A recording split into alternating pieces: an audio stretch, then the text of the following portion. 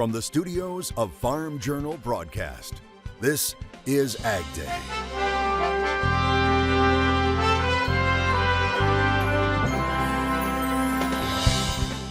Seven states, 4 days, and lots to see and measure. It's the 2023 Pro Farmer Crop Tour. Day one in the East begins in Ohio. Could Ohio be home to some of the best growing conditions in the Midwest this year? We'll have a look coming up today. While in the West, one state is battling back from drought. I'm Michelle Rook here on the western leg of the Pro Farmer Crop Tour in South Dakota, where crop scouts are finding a much different crop than they did a year ago. But pressures remain. An inside look at what scouts are seeing on the 2023 Pro Farmer Crop Tour right now on AgDay. AgDay, presented by Pioneer. What's next happens when the testing grounds meet the proving grounds. Pioneer. What's next happens here. Good morning, I'm Clinton Griffiths. The 2023 Pro Farmer Crop Tour is underway and scouts are getting ready to head out on day 2 of the tour. Coverage of the 2023 Pro Farmer Crop Tour is brought to you by Pioneer. Pioneer combines cutting-edge research with one of the largest local testing programs in the industry to help farmers succeed. Pioneer. What's next happens here.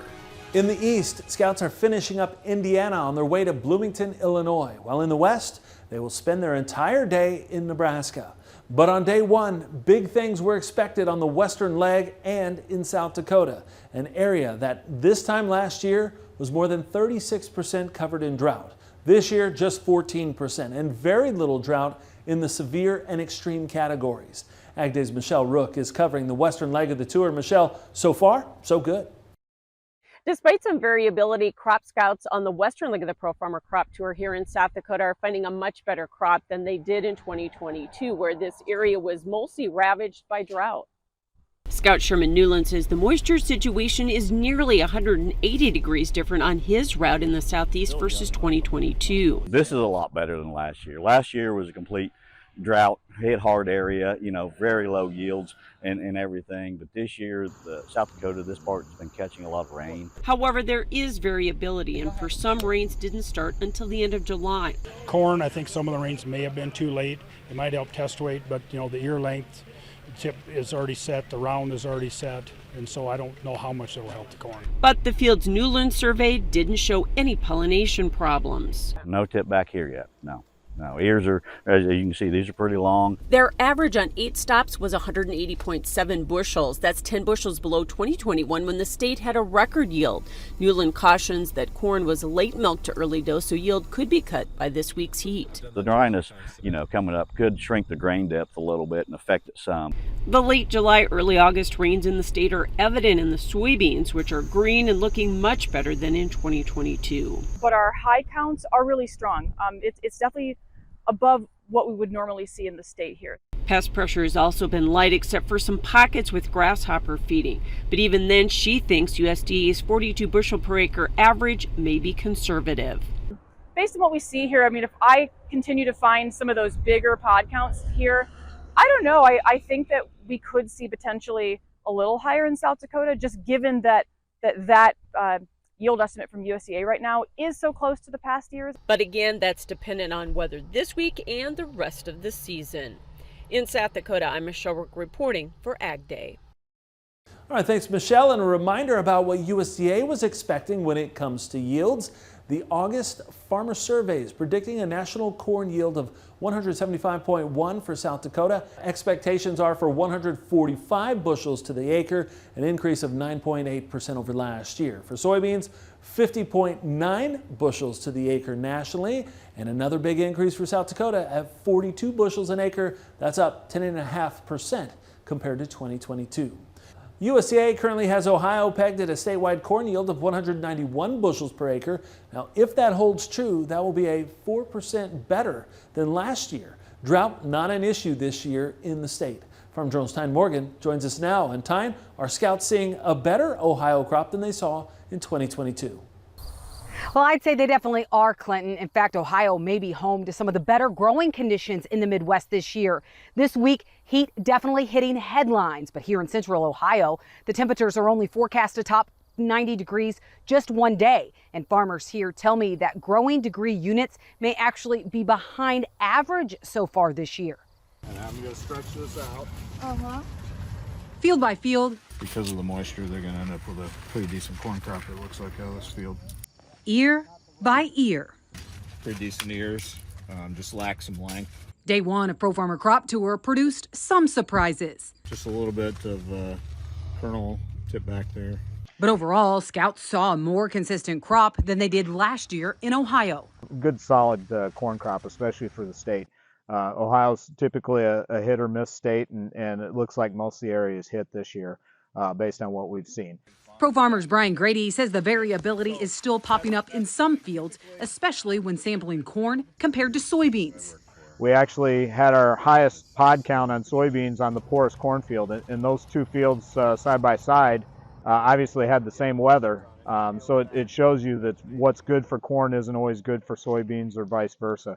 Ohio farmer Josh Yoder says it started this spring when they finished planting the earliest they ever had. We had a nice window to get soybeans planted early. May and June were dry, but in July, it finally started to rain. And once it did, the corn and soybean crops in Ohio really started to take off. I think overall, I think it's going to be a better crop than we had last year.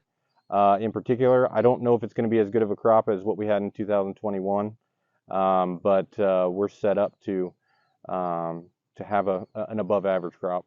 Last year, soybean yields ranged anywhere from 40 to 80 bushels per acre in his area. So I think we're going to see more consistency out of bushels this year, which I think will mean higher averages overall. He says the moisture is there for the crop to finish strong, but doubts are still being cast on the impacts of the early season dry weather. We've seen some potassium deficiency flash on our hillsides when it was dry early. Looking at the crop now, it looks like we're going to have a pretty good harvest. My question is really what kind of damage occurred early. Clinton, with the potential for such a good crop here in Ohio, that means farmers are sparing no expense on inputs, including just applying fungicide a couple weeks ago in order to protect their yield. Reporting for AgDay from the eastern leg of Pro Farmer Crop Tour, I'm Tyne Morgan. All right, thanks, Tyne. And we're working to bring you results of Day 2 during Crop Tour Live. You can watch tonight to see results from Nebraska and Indiana at 8 o'clock Central. For the link to watch online, head over to agweb.com and click on Crop Tour. There, you will also see results from Day 1. Weather, a big factor this week during Crop Tour, with high heat across much of the country, while the southwestern part of the U.S. deals with the remnants of Hillary. The storm has brought record historic rainfall throughout the region, unleashing flooding, mudslides, and debris flows in California. Rescuers staying busy over the weekend in Palm Springs and also in San Diego and Ventura County. Flood watches were in effect for more than 25 million people Monday from Southern California to northern Idaho. Now, the National Weather Service saying places that normally don't see flash flooding will flood. All this coming on top of a 5.1 magnitude earthquake rocking Southern California Sunday afternoon. Meteorologist Matt Engelbrecht joins us now. Matt, the heat scouts experienced yesterday on Crop Tour will be sticking around for a while. Yeah, no surprise here. It's basically a tale of two stories. One is the tropics lighting up not only on the west coast, but also back into the Gulf and into the Atlantic. That's story number one. Story number two, the heat, 114 with that forecast coming up later on this afternoon into Omaha, 111 in St. Louis. You can see the heat tries to build back out to the northeast with more of the 90s into the Windy City, Cincinnati, 94 degrees, 108 in New Orleans, 109 in Dallas. Again, that's a look at that temperature forecast. And one thing that we see with these high heat, high humidity type events are overnight lows that become dangerously warm as well. You got the upper 70s and lower 80s, so not a lot of cooling going on in and across the area. In fact, high temperatures are typically, or I should say the low temperatures are going to be around our average high temperatures in portions of the Midwest. Go ahead and take a look at your screen here. What do we got there? Allen County, Ohio. You got a couple of corn. 1, 2, 3 corns to be specific. And overall, we're going to continue to see the heat linger. We'll talk more about that in a second. We're checking in with our scouts on the eastern leg. Ted checking out Allen County, Ohio. He says there was a high population and good stands with a yield check of 196. That's pretty good. I'll have more on your forecast coming up. Still no signs of herd expansion in the latest cattle on feed report from USDA. As of August 1st, the number of cattle and calves on feed in the nation's largest feedlots totaled 11 million head. Now that's 2% below August 1st a year ago. Placements were 1.62 million head, down 8%, while marketings were 5% lower. These numbers, especially those lower placements, continue to show no early signs of herd expansion. It was slightly positive to more bullish, primarily in the placements. I mean, we saw 8% decrease in placements after the last 2 months of increase in placements. That puts us in really a bullish scenario as we move forward here. Marketing slightly bullish, on-feed numbers slightly bullish, but the biggest takeaway really is the positive aspect of the 8% decline in placements. Cattle markets reacting to the latest numbers, with September feeders now trading above $250 per hundredweight. That's just a couple of dollars shy of the record set earlier this month. Grain markets were mixed on Monday, with soybeans driven higher by that high heat. We'll have market details coming up next. And later, what's old is new again, as we get a look at an idea to save on fuel while bringing cargo across the ocean in the country.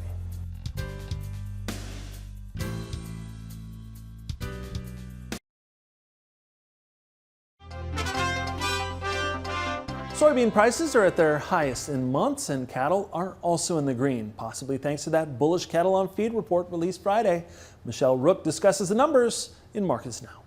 Joining us with Markets Now, Scott Varlick with Quema Varlick, and cattle on feed report was a bullish one, Scott, wasn't it? It pretty much confirmed these really tight numbers we've been talking. Yes, absolutely. Thanks for having me. Just that little reminder of why we're at record high prices and why we've had such a long rally, and why cash is where it's at some higher levels. So a little bit tighter on placements than expected, and 1% less on feed. It's just something that's going to rejuvenate the market and say give the producers a little bit of leverage. Just kind of, we still need to feed this bull market if it wants to keep rallying, and it looks like the tighter numbers are yet to come. That's still what we see on these reports, that we still have heifer retention. We still have a cow herd to rebuild. So it gives us a lot of confidence moving forward after the report. So talk about what this means for price action for the fourth quarter. What is your outlook? We're looking at a board that has some prices that are discount to where a lot of this northern cash is trading, and it gives us an opportunity to look at that and you say, okay, I don't know that that's something that I really want to be short. I'm getting a better price here in the end of August when we know this is a tough time of year. This is a struggle. We're still getting some pretty high cash prices and higher than what those board prices are.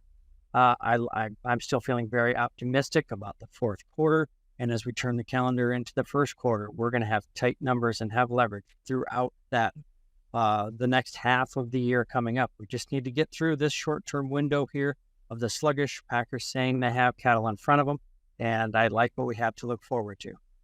And what's your marketing advice with that in mind?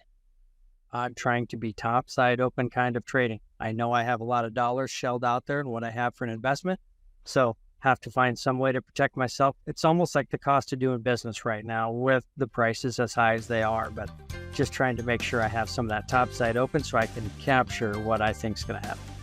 All right. Well, we hope for some good days ahead in the cattle market. Thanks for joining us, Scott Varlick with Quema Varlick. That is Markets Now, and we'll have more AgDay coming up. Registration is open for the 2023 Pro Farmer Crop Tour, August 21st through the 24th.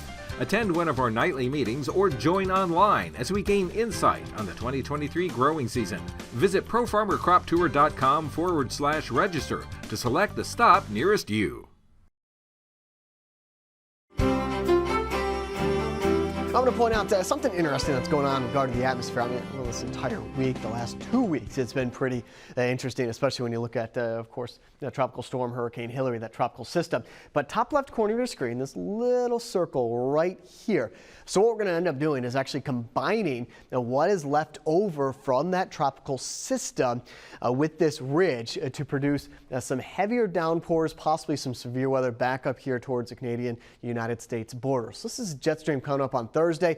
Everything underneath that circle is locked in with the heat and the humidity, but you see the little soft wave starting to move through the Dakotas and even into Minnesota.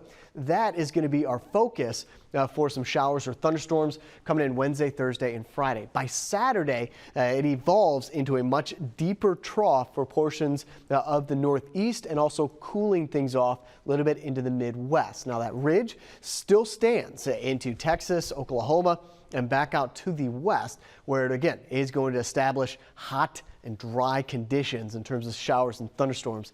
It's going to be humid though before cool down comes through portions of the Northeast. By Sunday and Monday, we really don't lose the influence of this high pressure, so expect temperatures to stay consistently hot. A quick little break going into the weekend. Don't think we'll rebound across the nation to the kind of values that we're going to be seeing the rest of the week, but there is going to be some heat still out there into next week. And here's a look at it. So we combine that energy that we just looked at with the potential for some rain, and where you got the green is where we have the potential for some flooding in and across the United States, specifically here into Wisconsin and Michigan. There's a flooding potential on Wednesday. You see how it kind of sinks back down here to the south and to the southeast. By the time we hit Thursday and into Friday, that little bit of energy producing some showers and thunderstorms back into Pennsylvania as well as into New York State. Edenton, North Carolina, partly cloudy, beautiful, 90 degrees, low around 64 degrees. McCook, high around 102, mostly sunny, low of 72. Winter, partly cloudy, high around 106. Is there hope for higher milk prices? We'll show you what USDA thinks coming up next. And later, the trend in transportation is carbon neutral. We'll show you a new idea with some old world roots in the country.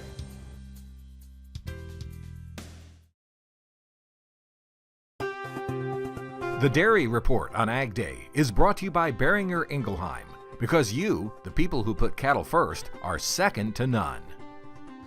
A glimmer of hope when it comes to milk prices. USDA raising the all milk price projection for the first time in months. In the August supply and demand report, Class 3 milk price predictions increased 85 cents to $16.90 per hundredweight. Class 4 also rose 30 cents to $18.50 per hundredweight. The all milk price was raised 40 cents to $19.95 per hundredweight. Butter prices also seeing a bit of an increase. That's up 6 cents this year to $2.49 per pound, while milk production forecasts were lowered 227.9 billion pounds, down 5 million pounds from the July forecast. Now, if realized, production for this year would be up 0.6% compared to last year. Dairy farm waste could one day be helping to charge electric vehicles.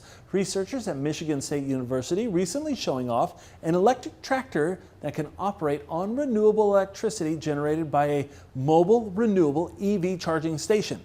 It uses an anaerobic digester and an external combustion engine.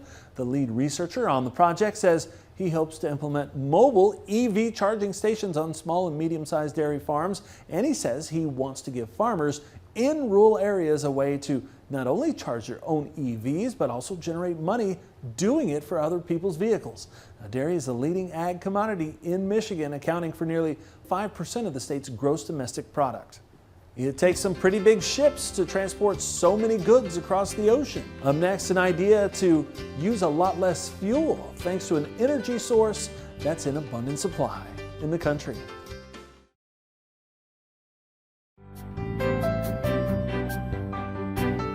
Cargill is trying something new or old to move product overseas, harnessing the wind.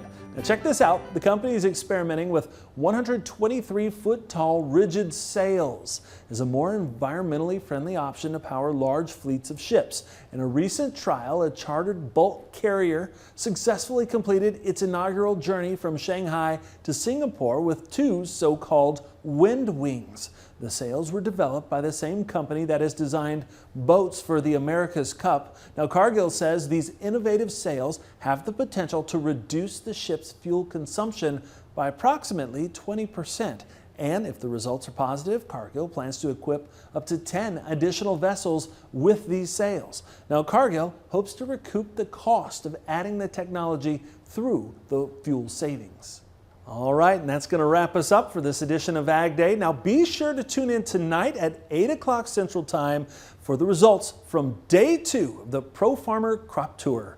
That's Pro Farmer Crop Tour live tonight at 8 o'clock Central Time. You can watch over at agweb.com. From all of us here, I'm Clinton Griffiths. Have a great day.